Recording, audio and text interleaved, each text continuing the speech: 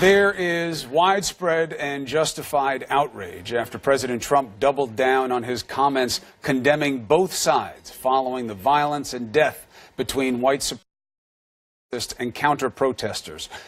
One American killed. 2 state troopers, Americans, also killed in Charlottesville, Virginia. Joining us now is Virginia's Lieutenant Governor Ralph Northam. Mr. Governor, good to have you with us this morning. Obviously, there are a lot of hard feelings about what the president said yesterday. You say it was an opportunity missed. How so?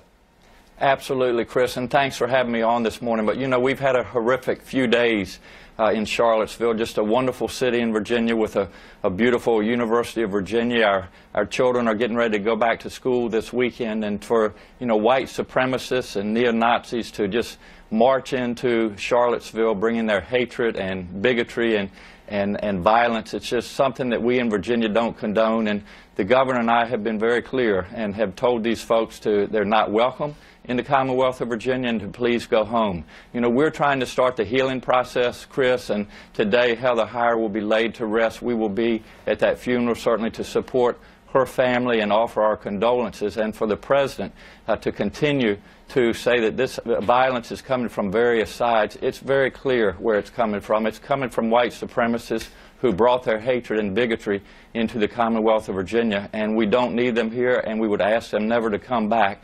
And we want to start the healing process. That starts, Chris, with leadership. That starts with our president, and he has disappointed all of us. The president says they were there legally. They had a permit, and many among them were there peacefully just protesting the taking down of the statue of Robert E. Lee, and that it was the alt-left, as he calls them, that came charging with sticks, and therefore they deserve blame. What is your take on those facts?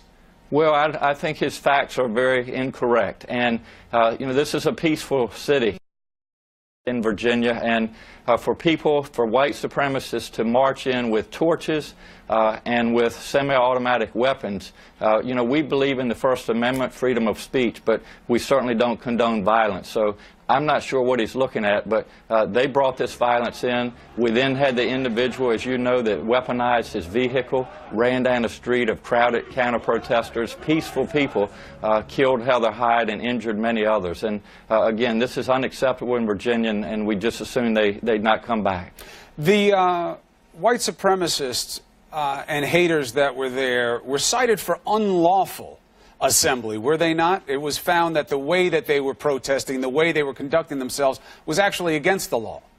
It was, and you know, we had a lot of law enforcement. We had the National Guard in Charlottesville, and I want to commend them and also our first responders. Chris, not a shot was fired with all that violence, and so these individuals and also all the folks that took care of these wounded and hurt at the hospitals, they should be commended. I think they did a wonderful job, and as you know, when someone gets in a vehicle and weaponizes it the way that this individual did, those things are hard to defend against, and so again, we just assume this not happen again in Virginia. So if the facts aren't what this is about, because the president doesn't have the right version of them, then it's about something else. How do you explain, because I'm sure you're getting a lot of people come to you, Governor, and say, why is he saying this? Why is he equating people who fight against hate with those who espouse hate? What is your answer? What do you think is motivating our president to talk this way? Well, I certainly can't figure out what his judgment is all about, but, you know, he ran his campaign. It was based on hatred and bigotry, and, you know, initially his statement, he condoned the white supremacists, and then he was given a script, and then the following day, yesterday, came out, and I think it showed what was in his heart, and that is the hatred and bigotry that these people brought to the Commonwealth of Virginia. And again, our leaders need to step up, and this is a healing process. We need to bring this country together. There are so many issues, not only in this country, but in this world that we need to deal with, and this is not a time to divide our country. It's not a time to divide the Commonwealth of Virginia, and he needs to show leadership. Lieutenant Governor Ralph Northam of Virginia, we wish you well down there. We will stay on the story and show the positive reaction to this negative situation. The country needs it now more than ever. Thank you for being with us on New Day. Thank you so much, Chris. Poppy. In the immediate aftermath of what the president said, showing his true feelings, Republican lawmakers decrying him.